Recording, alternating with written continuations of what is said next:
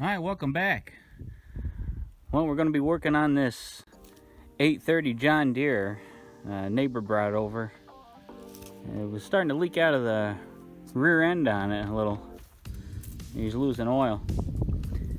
And what it is on these John Deeres, they call it a load control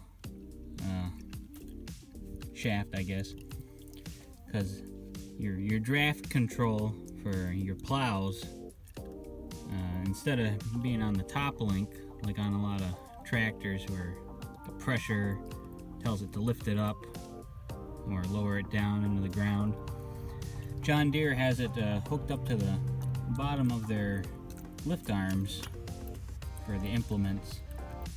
So it's one big long pin that goes across, and it's thin enough in the center when you put weight on it or it starts to draw down on the plow. It actually bends the pin in the center, and it moves a little lever that's in there. It tells the valve to lift up the implement. So it's a little strange the way they got it set up on these John Deeres, but on this one there, the seal was leaking on this side pretty bad, and on the other side it was just a little wet looking. So I'll have to take the shaft out here and put the new seals in. I'll show you what they are. So on the inside of the housing on that, they have an O-ring that's in a groove. That's the part number for them. And then up against the shaft are these hard, like almost like a nylon spacer almost. And I guess that takes the wear of the shaft so it doesn't wear out the O-rings as fast. So I'll bring you down there and we'll try to get the old ones out and then try to get those in. It's going to be tough. Those are pretty stiff, so I think I'll have to heat them up to get them in. So I got the oil drained out of it now so that I can take the shaft out. Took the arm off here. There's a nut with a cotter pin on it and a couple of washers, and then there's a bushing here, spacer there that goes in the bottom of the lift arm because it's a bigger diameter. But I think according to the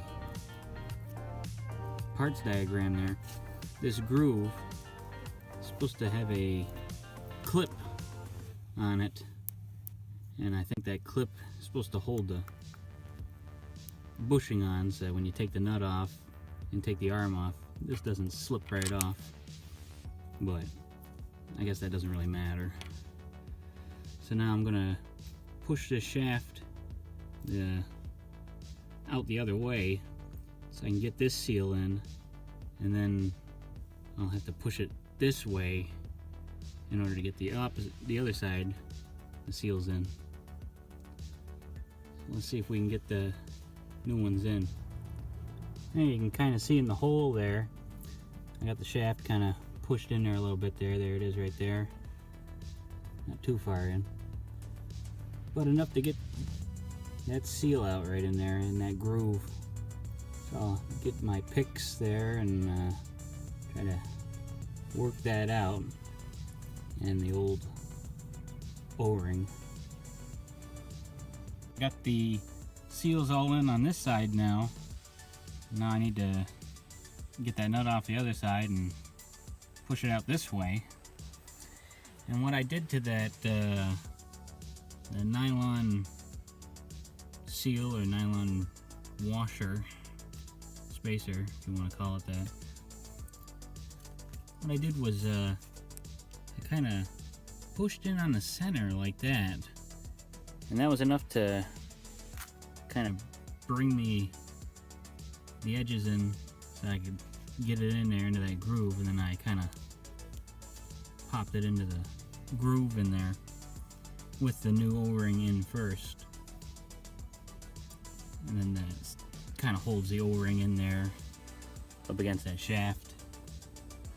So just gotta put everything back on this side and then bring it out this way so I can do the other side.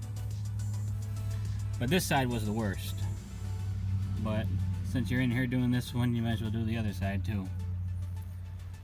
So let me get this back together and move to the other side.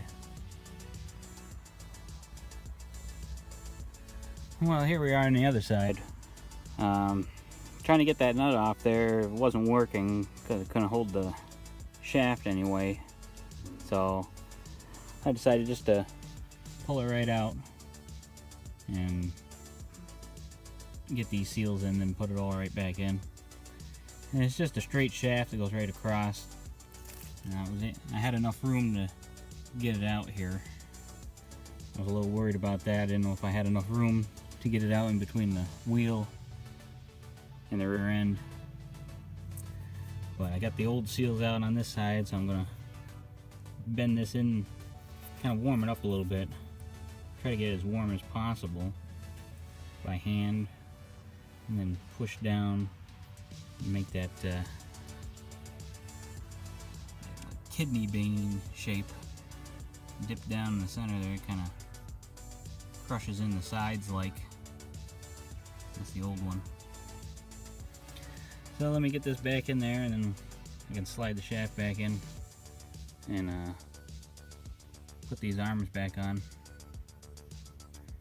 and then fill it back up with hydraulic fluid. Well, now that we got it all back together there, we filled it up with hydraulic fluid and made sure there weren't any leaks, and looking good. So that's all set. He also wanted us to change the oil in the tractor, and we changed it out because it was pretty black looking. Pretty well past due for an oil change filter. Yeah, this is a 1974 830 John Deere. So he uses a logging winch on the back end of it there. Skids the logs out of the woods. Nice handy little tractor. And it's not all beat up or anything like that. So gotta keep everything up to date on the maintenance, or else they do go bad. Well, that's it for now. Thanks for watching,